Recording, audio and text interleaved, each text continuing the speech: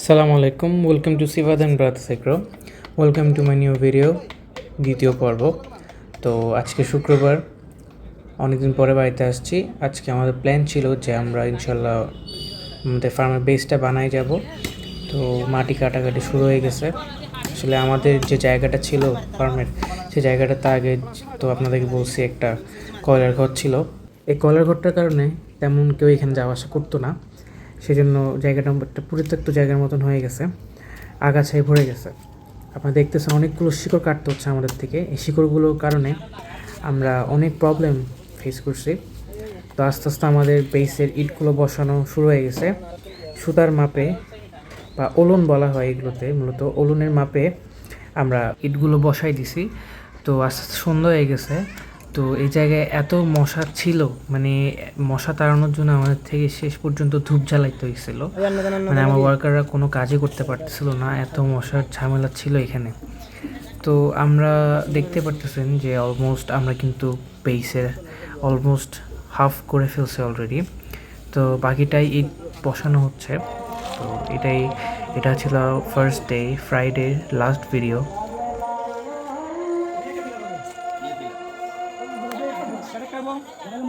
শুভ সকাল।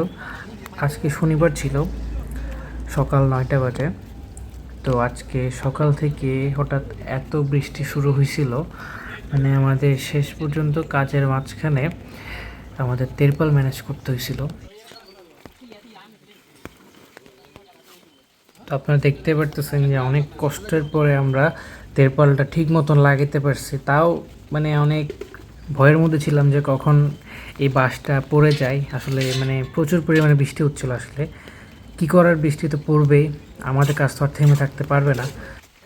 আমাদের গ্রামের যে রোডটা ছিল, সেই রোডটা বৃষ্টির পানিতে পুরাই ভেঙে গেছে। পানি উঠে কোনো রাস্তার পুরো অবস্থাই খারাপ ছিল। তো না চিন্তা করলাম যে না, রাস্তাটা কিছু একটা করতে হবে। তো আব্বুর ইচ্ছাই, আব্বুর প্রচেষ্টাই আসলে আমরা রাস্তাটা ঠিক করতে পারছি।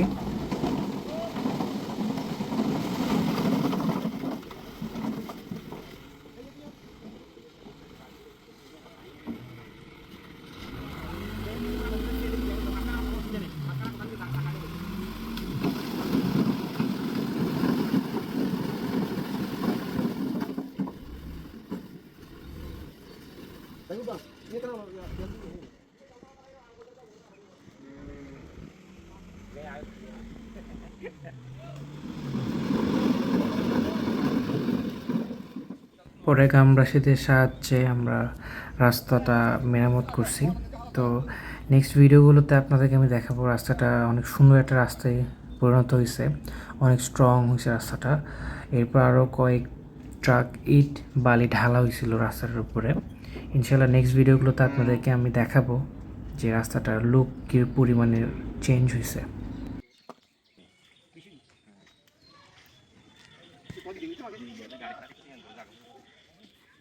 আমাদের ফার্মের কাজ কিন্তু চলতেছিল, প্রায় অনেকক্ষণ পরে বৃষ্টিটা থামছে। মানে অনেকটা স্বস্তি লাগতেছিল যে না, যাক বৃষ্টিটা থামছে, এবার কাজটা করতে পারতেছে। আসলে বৃষ্টি থাকলে এসব কাজ ঠিকভাবে ভালোভাবে করা যায় না। তো আমাদের ঢালাইয়ের জন্য আমাদের কংক্রিটের একটা ট্রাক ঢুকছে। কংক্রিটের যে ট্রাকটা ঢুকছিল, সেই ট্রাকটা আমাদের আরেকটা জমিতে পড়ে গেছে, আপনারা দেখতেই পারতেছেন। আসলে অতিরিক্ত বৃষ্টির কারণে আমাদের যে রোডটা ছিল, উঠানের যে রোডটা, সেই রোডটা পুরাই নরম হয়ে গেছে। সেজন্য এত ভারী একটা ট্রাক নিচে পড়ে গেছে। ঝুম করে আবার বৃষ্টি চলে আসলো।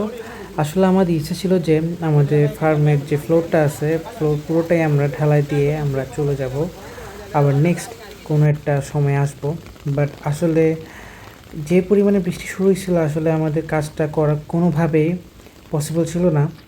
তো শেষমেশ আর কি করার, ফ্লোর ঢালাইয়ের জন্য আমরা যতটুকু বালি ছিল সবগুলো বালি আমরা ফ্লোরের মধ্যে ঢেলে দেই, যাতে পরবর্তীতে আমরা এসেই মাত্র ফ্লোরটা ঢালাই দিতে পারি। আসলে এটা আসলে আমাদের কিছু করার ছিল না, আসলে সব কিছুই তো আল্লাহর উপরে।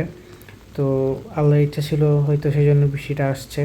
এটা আল্লাহর রহমত আমার মতে।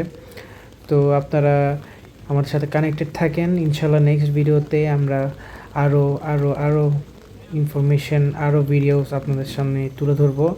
একটা ইট থেকে কেমনে একটা বড় একটা খামার বা একটা ফার্ম হাউস তৈরি হয়, এটা আপনাদের কাছে আমি তুলে ধরবো ইনশাল্লাহ।